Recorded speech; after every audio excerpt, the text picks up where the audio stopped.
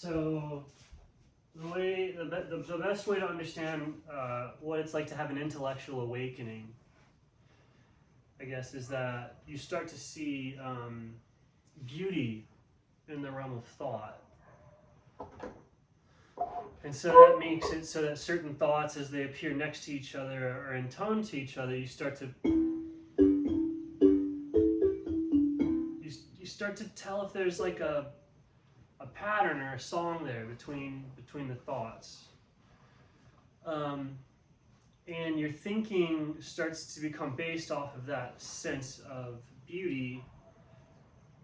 Because without that, all you have is like, you have songs that you learn, you have patterns of thought that you get. So you get taught science, or you get taught a religion, or you get taught your cultural stories, however they taught you, like literal, figurative, mystical, symbolic, however you were taught how the world works. Before this like musical faculty of the mind takes over, you can really only you can't think anything coherent other than what you're told. It just doesn't sound good. Like when you come up with your own stuff, it's just like somebody that can't jam and they don't sound good. And that's the that's like that's how a non-intellectual thinks. And it's kind of like how I'm a non-musician, and it's like, okay, I can only, somebody with no tempo, somebody with no sense of rhythm, somebody who couldn't jam at a music circle or a drum circle. Right? Everybody can, but some people can't, or they won't, or they refuse to. That sort of thing happens in the mind, and if that's the case, it's you have to believe what you're told. Otherwise, nothing makes any sense to you whatsoever. There's absolutely no way to even conceive of anything differently outside of the shape of the way that you were imprinted. Like, you can't. There's some stuff about how you think that just can't change. You can definitely transcend your thinking, but there's some stuff that's like, it can change, but it's very difficult. It's like it's just changing in adulthood, or even when you're changing in childhood. It's very difficult to change that. So a lot of stuff is just like set. Like if you look at the reality of the situation, the time and the energy and the motivation that people have, we're all pretty much like set. In some ways, with like how we were at like 20, there's sort of a baseline that gets set, especially as you get older and older.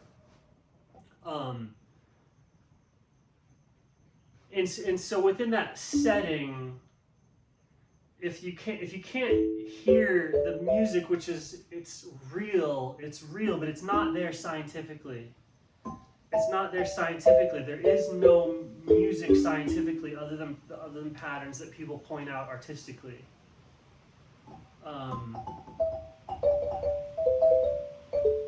there's no method to like what people find beautiful. Like, it just doesn't exist scientifically. Like, music does not exist scientifically. That level of pattern doesn't. The only thing that exists scientifically is things that the music could be created out of. So any particular note, or even any particular sequence of note that you could come up with. But if you do it scientifically, it isn't musical. It's not appropriate right then and there. And so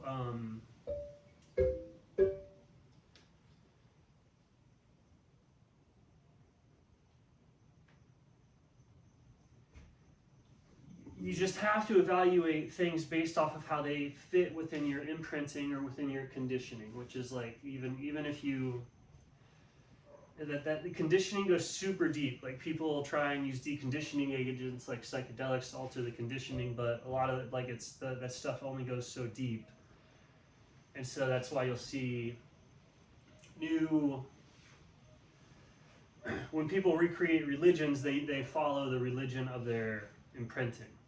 They don't have a choice. It's the only thing that sounds good to them, unless they can hear intellectual beauty. And then if you can hear intellectual beauty, that is a type of awakening. The music of the spheres is there, the symphony of silence. Numerous other things, but not to least of which is like clairvoyance, clairaudience of like, if you're listening to the beauty of the situation, you can start to know what words, what notes have to come next to fit the pattern. So that pattern could be any sort of scientific system that you have. The pattern could be the moment that you're in. It's all the intellect, the thought of the culture, like the intellectual illumination or awakening hears that pattern and plays it over again, right? Like if the non-illumined hears a pattern, all they can do is repeat it. And no matter how cool the pattern was the first time,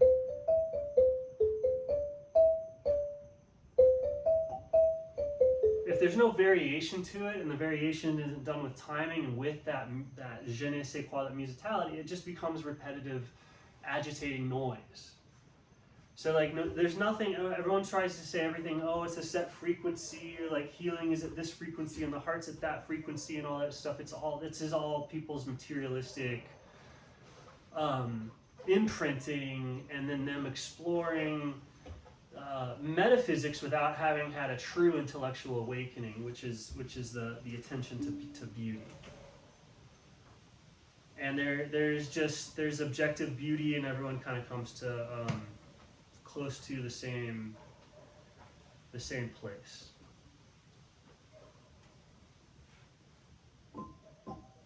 Similar to how people can agree on, like, is music good?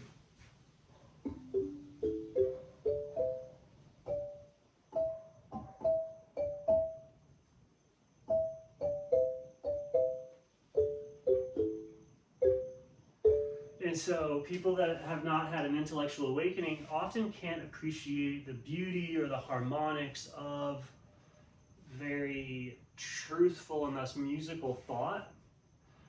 And then it's pretty easy to study that conditioning, and then you can just write anything that agrees with it or shifts it or impacts or alters that conditioning. People will tend to get high off of that and crave it.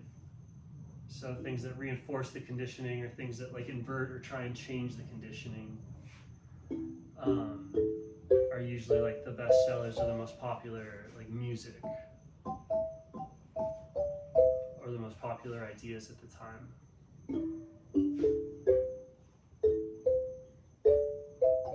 And that sense of beauty is simultaneous with like awakening. So it's not like it's not there in everybody all the time, but it's the degree to which life is lived by that. So you, like, as the sense of beauty is like collected, I don't know, in the moment, then things like I ignore my voice. I don't pay attention to the sense of beauty like whatsoever. I have no sense of beauty. I don't pay attention to this thing hardly ever.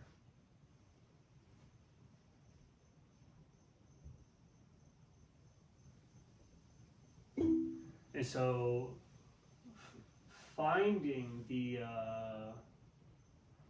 beauty of the voice, not necessarily having a voice that is more or less beautiful, but actually finding the intonation and the wave, and like, how does it have to be regular, like, just what is it that makes it beautiful, or what is it that makes it musical, and maybe you don't know at first, and so you could listen.